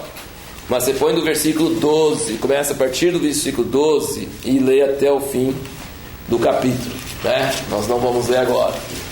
Mas o personagem do 12 até o 29 é o Senhor Jesus, né? Que nos transportou do reino das trevas para o reino do Filho do seu amor. Nele foram criadas todas as coisas, tem toda a primazia, reconciliou todas as coisas nele, permanecer na fé. Agora vamos lá para o versículo 23, tá? Então nós já temos uma rasante aí, né? Voando baixinho, desde o 12 até o 23. Mas se você for estudar sozinho, é bom você ler com calma, tentando pegar o espírito da coisa, não é verdade? Pegar o contexto, porque se pegar fora do contexto fica esquisito. No versículo 23 ele fala: se é que permaneceis na fé. Onde está a fé nesse esquema nosso aqui? Vocês já viram? Se é que permaneceis na fé, alicerçados e firmes, não vos deixando afastar da esperança do evangelho que ouvistes. Onde está o evangelho aqui, ó? Que ouvistes. Está vendo? Está relacionando aí. Você lembra aquele passagem que nós falamos? Que o evangelho salva a pessoa? O evangelho salva a pessoa. Se você permanecer nela, se você não deixar ela ser corrompida, ela é poderosa para salvar você. Então é muito importante a palavra firme, a fé firme e continuada nessa palavra. Isso é fundamental, isso está falando. Se é que permaneceis na fé, alicerçados e firmes, não vos deixando afastar da esperança do evangelho que ouvistes e que foi pregado a toda criatura debaixo do céu, e do qual eu, Paulo, me tornei ministro. Bom, ponto. Agora acabou a história. Acabou a história aqui? Não. Se você for ler de 12 a 23, é tudo isso aqui, olha, gente, ó. De 12 a 23 é isso aqui. Depois você lê para você ver o pensamento de Deus, a primazia de Cristo, o Evangelho, e nós cremos. De tudo, a gente tem um dos personagens mais lindos, maravilhosos, e fala isso tudo aqui, ó. E fala assim: fica firme, meu irmão, fica firme, segura nessa fé, no Evangelho, e não deixa o Evangelho ser corrompido, e fica firme nela, e aí você vai ser salvo, né? Que ele fala: apresentar perante ele, santo e irrepreensível, tá? Eu vou segurar o que eu tenho, eu vou ganhar, vou guardar, e vou ficar assim, né? Só que ele continua, gente, e onde ele continua é onde eu acho que a coisa começa a pegar, entendeu? Ele fala assim: agora me regozijo nos meus sofrimentos por vós, e preencho o que resta das aflições de Cristo na minha carne a favor do seu corpo, que é a igreja. Você pegou bem isso aí? O que teve aqui? O que teve aqui? Olha, o que teve aqui? Aflição, não é verdade? Aflição. O que Paulo está dizendo? O que Paulo tem na vida dele? Foi anos depois de ter acontecido isso aqui. O que tem na vida dele? Sofrimento. Sofrimento. Ele fala assim: me regozijo. Vocês estão fazendo a ligação? Outro fato. Isso aqui é um fato? É um fato, não é? Jesus sofreu? Meu sofrimento compara com o sofrimento dele? Nem perto. Nada. Mas esse sofrimento gera outro sofrimento. Está entendendo o que eu estou falando? Se não gerar outro sofrimento, é balela, é conversa fiada. Ela tem que gerar sofrimento em nós. E ele fala assim: eu me regozijo no meu sofrimento e cumpro, preencho o que resta das aflições de Cristo na minha carne a favor do seu corpo, que é a igreja. Vocês lembram qual é aquela frase que Jesus vivia a vida dele todinho preocupado? Ele falou assim: passa de mim esse cálice. Qual era o argumento que mais convencia ele a não deixar o cálice passar? Fora aquele que nós estamos falando hoje cedo sobre agradar ao Pai, tá? Não é isso que eu estou referindo. Eu estou falando, quantas vezes aparece no Evangelho uma frasezinha que Jesus fazia o que ele fazia com uma motivação. E ele fala assim: se eu não fizer, não será cumprido. Não será cumprido. Exatamente. Para que se cumprisse as Escrituras. Para que se cumprisse as Escrituras. Para Deus ser verdadeiro. Entendeu? Então, a grande coisa na vida de Jesus foi: meu Pai não pode ficar como mentiroso. A palavra de Deus, na minha vida, ela tem que ser validada.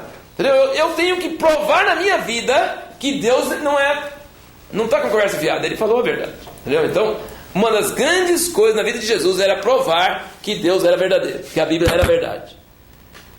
Pai, salva-me dessa hora. Mas para essa hora eu vim. Entendeu? Como ia cumprir essa escritura? Ele falou com eles: eu podia chamar quantas legiões de anjos que ele falou?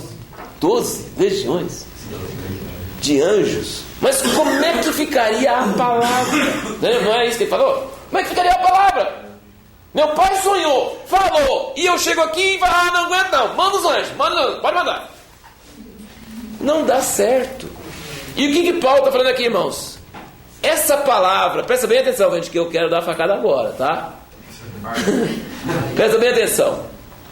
Essa palavra que Deus falou pelos profetas, foi toda ela cumprida em Cristo? Não falta nada para ser cumprida ainda? Falta. E você quer ser culpado de Deus ser chamado de mentiroso? Pensa nisso aí um pouquinho, sabe? E leia essa passagem aqui com calma, tá? Sozinho. Pensa sobre isso. Eu não estou inventando isso, não. O que ele falou pela boca dos profetas começou a ser cumprido em Cristo, mas não terminou, porque nós somos o corpo de Cristo. E Paulo fala: eu cumpro na minha carne o que falta das aflições de Cristo em favor do seu corpo, que é a igreja. A palavra de Deus, falada pela boca dos profetas, não foi plenamente cumprida. Quando ela for plenamente cumprida, Jesus volta. Você lembra aquela passagem em Atos 3 que fala? Convém que os céus retêm Jesus até os tempos da consumação de todas as coisas que Deus falou pela boca dos seus profetas desde o princípio. Aqui nessa passagem, olha o que ele fala no versículo 25: da qual me tornei ministro de acordo com a dispensação da parte de Deus que me foi confiada a vosso favor, para dar pleno cumprimento à palavra de Deus. Vocês têm outra tradução aí? Que eu acho que para cumprir a palavra de Deus. Lembra? Sublinha isso aí, tá? Para cumprir a palavra de Deus. Você passa por cima dessa frase e diz: não, para cumprir a palavra de Deus. Para cumprir a palavra de Deus não é muito simples assim não, meu gente. Cumprir a palavra de Deus é caro. Os judeus que o digam, né? Os judeus que o digam, quanto sofrimento para cumprir a palavra de Deus. Ele falou que vai castigar, ele castigou mesmo. O holocausto veio por causa do juízo de Deus, veio. Eles pagaram um preço altíssimo. A palavra de Deus é cara, gente. A palavra de Deus não fala barato, não. E ele falou que vai ter uma igreja gloriosa no fim e uma igreja falsa. Vai haver uma igreja casada com o mundo e vai ter uma igreja gloriosa. Você quer fazer parte de qual dessas duas igrejas? E tem um preço a pagar? Tem um preço a pagar. Ele pagou o preço total. Eu jamais poderia pagar. Comparar o meu com ele não tem nada a ver. Mas nesse sentido de comparar, no sentido de prioridade, de produção, não. Ele produziu tudo. Ele produziu tudo. Mas esse tudo que ele produziu tem que aparecer agora em nossa geração. Nós somos responsáveis para o levantamento dessa igreja gloriosa. Entendeu? O que fala em Isaías 53? Ele verá o fruto do penoso trabalho de sua alma e ficará satisfeito. Sobre a nossa geração pesa a responsabilidade de não deixar Deus mentiroso e de não deixar a obra de Cristo tão vazia igual está hoje. Tem que voltar a ter conteúdo. E nós somos responsáveis. Nossa geração. Entendeu? Então, nós que somos vivos, nós somos responsáveis. Para cumprir, o que ele fala aqui? Para cumprir a palavra de Deus. O mistério que esteve oculto dos séculos e gerações, agora todavia se manifestou aos seus santos.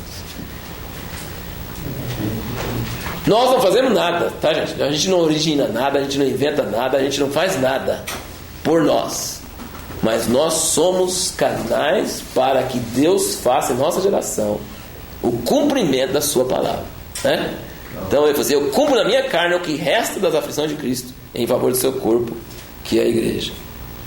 E ele continua, olha como é que ele fala: o mistério que estiver oculto dos séculos e gerações, agora todavia se manifestou aos seus santos, aos quais Deus quis dar a conhecer qual seja a riqueza da glória deste mistério entre os gentios, isto é, Cristo em vós, a esperança da glória, o qual nós anunciamos, advertindo a todo homem, ensinando a todo homem toda a sabedoria, a fim de que apresentemos todo homem perfeito em Cristo. Para isso é que eu também me afadigo, esforçando-me o mais possível, segundo a sua eficácia que opera eficientemente em mim. Amém, irmãos? Qual a sua missão? Eu pergunto para você, qual a sua missão na vida? Qual a sua missão na vida? Deve ser, a missão nossa deve ser cumprir a palavra de Deus. Provar Deus verdadeiro. Como? Através de levantar uma igreja gloriosa, apresentar todo homem perfeito em Cristo, né? É uma coisa que gasta sofrimento, cansaço, né? Fadiga, né? Ele diz: eu me afadigo e esforço e tal. Para quê? Para que esse sonho de Deus se torne realidade. É uma coisa que vai acontecer, que gere outros fatos, outras coisas.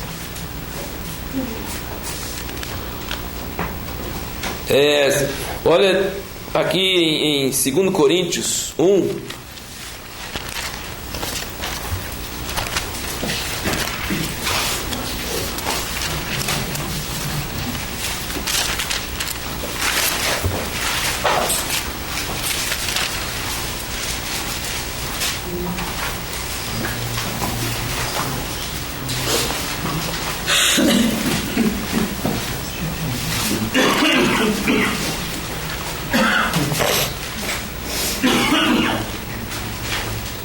Versículo 3. Versículo 3? 1, versículo 3. Bendito seja o Deus e Pai de nosso Senhor Jesus Cristo, Pai de misericórdias, Deus de toda consolação. É Ele que nos conforta em toda a nossa tribulação, para podermos consolar os que estiverem em qualquer angústia, com a consolação com que nós mesmos somos contemplados por Deus. Ele, resumindo, está dizendo: Deus nos consola e a gente consegue consolar os outros. Não é verdade? O consolo vem de Deus, e aí eu, sendo consolado, eu consigo consolar. É isso que está falando. Porque assim como o sofrimento de Cristo se manifesta em grande medida a nosso favor, assim também a nossa consolação transborda por meio de Cristo. Se somos atribulados, é para vosso conforto e salvação. Se somos confortados, é também para vosso conforto, o qual se torna eficaz, suportando vós com paciência os mesmos sofrimentos que nós também padecemos. Se alguém falar para você: crê em Jesus e seu sofrimento acabou, o que você fala? Mentira, vou denunciar o PROCON espiritual, propaganda enganosa. Não é verdade? O que Paulo está falando aqui? Sofrimento acabou? Não. Começou, mas que tipo de sofrimento agora? Sublinha aí o tipo de sofrimento que ele fala. Porque o que ele falou antes daquela outra passagem? As aflições de Cristo. Cumpro na minha carne o que falta das aflições de Cristo em favor do seu corpo. O que ele fala aqui? Os sofrimentos de Cristo. Assim como nós temos os sofrimentos de Cristo, nós temos as consolações de Cristo. Amém? Ele nos deu a graça de sofrer o sofrimento de Cristo e de ter o consolo de Cristo. E aí ele fala assim: se nós sofremos, é por vocês que nós sofremos, para que vocês não sofram. É isso que ele falou? O que ele fala? Vocês também vão sofrer as mesmas aflições que nós sofremos. Entendeu? Então ninguém está isento desse negócio de sofrimento. Ninguém está isento. É uma corrente de sofrimento e uma corrente de consolação. Não é verdade? É uma corrente. Se você ficou sabendo, alguém falou com você sobre o sofrimento de Cristo, a pessoa vai lá, assiste, né, o filme Paixão de Cristo, né? Horror, né? Nem fui assistir. E se alguém falar para você: ó, esse é você é chamado para isso. Ele sofreu para você ter aquele. Qual o sofrimento de Cristo? É aquele. Esse é para você. Você não é chamado. Ele sofreu para a gente ficar livrinho. Foi sim, foi. Essa é a Bíblia. Ele sofreu para você ficar livrinho. Você não tem que sofrer nada. Você vai de elevador pro céu. Alguém falou que tem elevador pro céu? Ou rampinha? Escadinha. Não, escadinha faz mais força, né? Nossa. Não é bíblico, não é, irmãos? Não é, tá vendo como é que o evangelho por aí não é bíblico? O evangelho que nós temos muitas vezes na mente não é bíblico? Não é isso. Ele não sofreu para eu não ter que sofrer. Ele sofreu para eu sofrer os sofrimentos dele, não aquele sofrimento do diabo, o sofrimento dele, e experimentar a consolação dele. Aleluia. E as pessoas que ouvirem a palavra minha vão sofrer também, mas vão ter a consolação também. E eles vão pregar para outros, e outros vão sofrer também e ter a consolação também. Estão entendendo o negócio? É um rio que flui. Se saiu daqui de um jeito, se passou aqui de um jeito, quando chega aqui tem que continuar do mesmo jeito. Não é verdade? Ele fala assim: tem sofrimento, mas e daí? Tem o sofrimento, mas tem o consolo que vem do sofrimento. Então, gente, não tem escapatório. Sofrimento de Cristo. Outros fatos iguais a esses fatos. Tá? O capítulo 4, ele está nesse tema aqui, ó. Capítulo 4, versículo 10. Rapidinho, gente, nós já estamos terminando. Sei que vocês estão segurando assim pela fé até o fim. Quem ficar até o fim será salvo.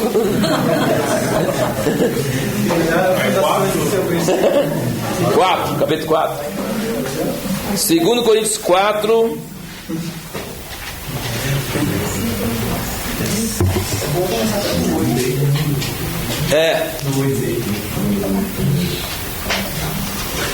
Em tudo, vamos começar pelo 8 mesmo.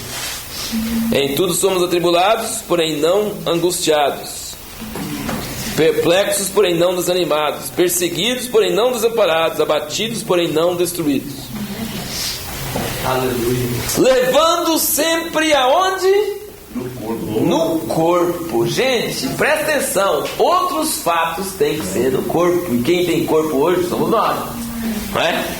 Então, o que eu estou querendo bater nesse ponto até que você não aguenta mais. Fala assim, para de falar sobre isso. Para de falar sobre isso. Na hora que você vai dormir hoje à noite, fala assim, ó, eu tenho um corpo. Todo mundo pode falar assim, eu tenho um corpo, tá? Quando você vai dormir, não agora. Presta atenção. Quando você vai dormir hoje à noite, fala assim, eu tenho um corpo, mas vai falar baixinho, fala para os outros ficar tirando sarro, não. Fala assim, eu tenho um corpo. Jesus não tem corpo, Paulo não tem mais corpo, nenhum dos outros tem corpo aqui na terra. Eu tenho um corpo que sofre dor, que sofre cansaço, que fica irritado, que fica com raiva. Eu tenho um corpo que é para que o sonho de Deus se realize, continue, materialize e através de mim chega em outros corpos. Não é conversa de poesia, teoria, não é coisa de carne e osso, não é? É diferente. É caro, viver é caro, não é? Viver é caro. Você comete certos erros que não volta atrás, né? O tempo não volta, não dá para pagar. Só no teatro da Elise que dá. Que volta para fazer o mesmo dia de novo. A gente não tem essa chance. Não tem jeito. O corpo ele tem consequências. Ele fica cansado, ele fica irritado, ele fica doente, ele sofre, o corpo tem um monte de coisa, mas eu tenho um corpo e Deus quer usar esse corpo para sofrer, não meu sofrimento, o sofrimento de Cristo, e ter o consolo de Cristo e transmitir essa maravilhosa mensagem para outras pessoas também sofrer e também ser consolado, e o negócio vai trazendo vida, amém, irmãos? Quem sofrer, todo mundo sofre, tá? Sofrer, todo mundo sofre. Mas uns sofrem sem esperança, sem propósito, e nós podemos sofrer o sofrimento de Cristo, que traz alegria, paz e vitória. Não é verdade? Mas é sofrimento assim mesmo. É sofrimento. Então o que ele diz?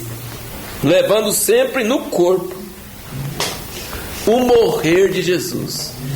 Vocês já viram alguém pregar sobre isso? Alguém já viu pregar sobre isso? Alguma coisa? Algum lugar? Algum lugar? Mas não são vários versículos que falam? O morrer de Cristo, o sofrimento de Cristo, as aflições de Cristo, no meu corpo, na minha carne. Vocês já ouviram alguém falar sobre isso? Todo mundo fala que ele sofreu, ele morreu para eu não sofrer. Mas ele está falando que ele sofreu para eu sofrer. O sofrimento dele. Entendeu? Tá aqui em português, claro, não tem que ficar procurando. Não é? Paulo fala, nós levamos sempre no corpo o morrer de Jesus, para que também a sua vida se manifeste em nosso corpo. Porque nós que vivemos somos sempre entregues à morte por causa de Jesus, para que também a vida de Jesus se manifeste em nossa carne mortal. Morte e vida, sofrimento e consolo, não é? Tudo junto. Vem da cruz, mas vem para nós e é para aparecer, não é? Filipenses 3, estamos acabando, gente. Vamos lá. Filipenses 3. Antes da meia-noite a gente promete acabar, viu? Amém.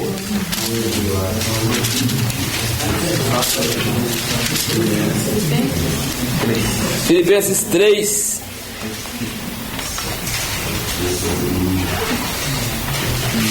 Versículo 7. Filipenses 3. Não tem primeiro não.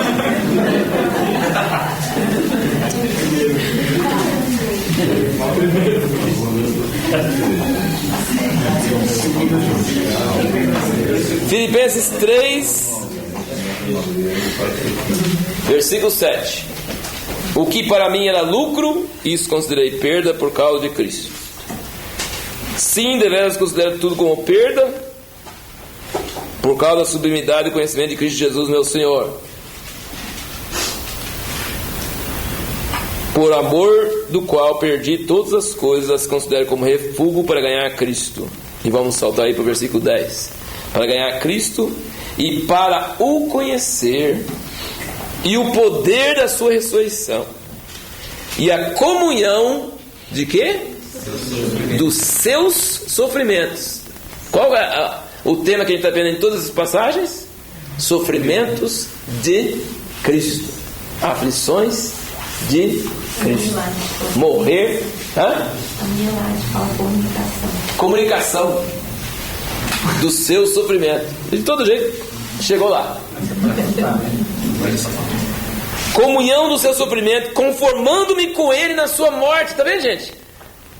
Não é ele fazendo só pro meu lugar, não. É eu perdi tudo para ter o privilégio de ter a comunhão do seu sofrimento. Você pensou? A comunhão do seu sofrimento. Você queria chegar no céu, irmão, como um ilustre espectador, torcedor do time? Entendeu? Chegar lá assim, ficar lá naquele último assim, eu cheguei aqui, não participei quase nada na terra, mas estou aqui para ver. Ou você queria chegar lá como alguém que participou aqui na terra, participou do drama, o time estava perdendo por 4-0 e seus colegas estavam tudo olhando um pro outro assim, nós não vamos conseguir esse negócio não, tá faltando só 5 minutos, tem que fazer 1 gol por minuto. E aí fala assim, vamos lá e tal, e aí foi e tal, 1, 2, 3, 4, 5 e aquele grito de vitória. Então você não é torcedor, você é jogador, você faz parte da equipe. Não é outra alegria? Então Paulo está dizendo, eu larguei tudo, perdi tudo, construí como é fogo para poder sofrer. Paulo, você é masoquista, hein? Você largou tudo para poder sofrer. Para poder sofrer, que todo mundo sofre. Mas eu quero esse tipo de sofrimento, o sofrimento de Cristo, porque o sofrimento de Cristo já tem resultado. Ele ressuscitou, eu já sei onde sai. Sabe, o sofrimento de Cristo dói para valer, mas tem resultado. Já sei qual é o resultado. Esse sofrimento eu quero participar, não quero ser espectador, não quero ser salvo, não, eu quero ser um jogador e eu quero estar no meio. É isso que Paulo está falando. Eu quero estar no meio, eu quero pagar o preço, eu quero que cumpra a minha carne, eu quero sentir o drama, eu quero ficar no suspense e quero sentir o gosto da vitória. É isso que eu quero que na minha carne, que Deus me conceda esse privilégio de eu ter a comunhão do sofrimento de Cristo. Então, assim, Paulo chamava isso de privilégio. E o jogador vai lá e toma cada chute, toma cada coisa, e sai de cada jeito. Mas eles ficam doidinhos, não gostam de ficar no banco, eles gostam de levar mesmo. Entendeu? Sofrimento. Por quê? Por causa da aventura.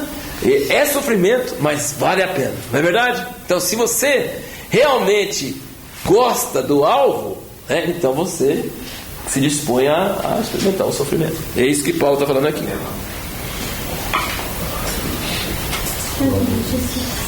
2 Timóteo 1.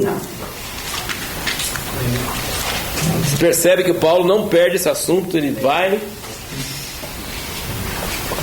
de fora a fora. 2 Timóteo 1, versículo 8.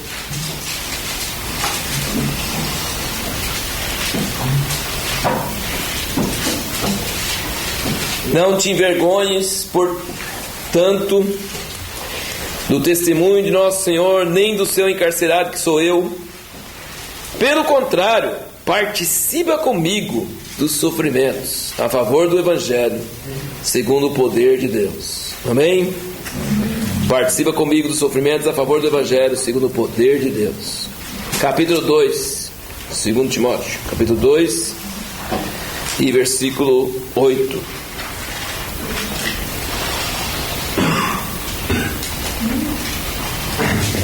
Lembra-te de Jesus Cristo, ressuscitado de entre os mortos, descendente de Davi, segundo o meu Evangelho, pelo qual estou sofrendo até algemas, como malfeitor, contudo a palavra de Deus não está algemada. Por esta razão tudo suporto por causa dos eleitos, com eterna glória. Aleluia. É de 8 a 10. 2 Timóteo 2, de 8 a 10. Apocalipse. Você chega a Apocalipse, você já sabe que está acabando. Apocalipse 6. Alguns, né? Que alguns começam lá e vai para trás, né? Mas eu não vou fazer isso não.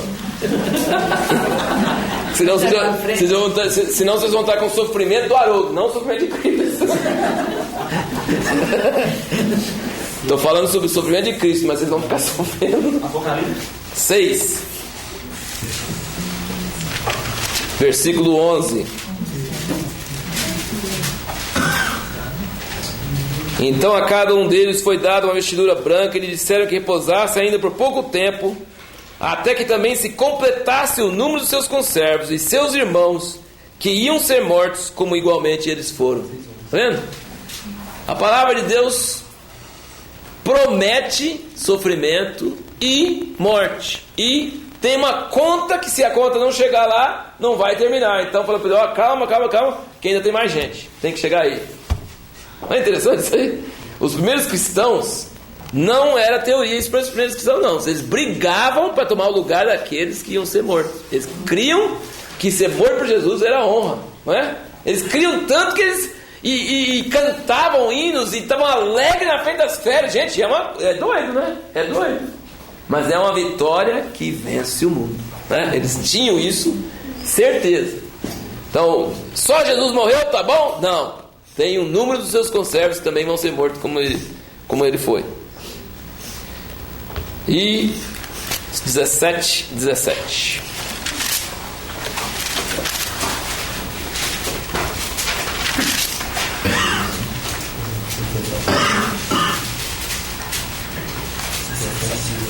Aqui falando sobre os chifres e a besta e a meretriz e tal.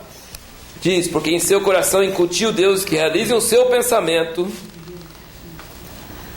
e executem a uma e deem à besta o reino que possuem, até que se cumpram as palavras de Deus. Amém, irmãos? Pensa sobre isso, tá? Pensa sobre isso. O negócio é o seguinte: ele sonhou antes da criação do mundo. O mundo ainda não acabou.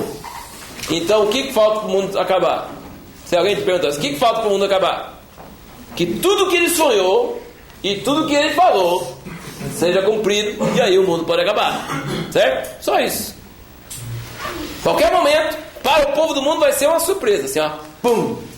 Mas para quem está atento para a palavra profética, não vai ser surpresa, porque nós vamos começar a discernir que as palavras estão sendo cumpridas. Amém? As palavras, e eles vão cumprir o pensamento de Deus, querendo ou não querendo, até contra a vontade eles vão cumprir as palavras de Deus. Ela vai chegar no seu cumprimento total.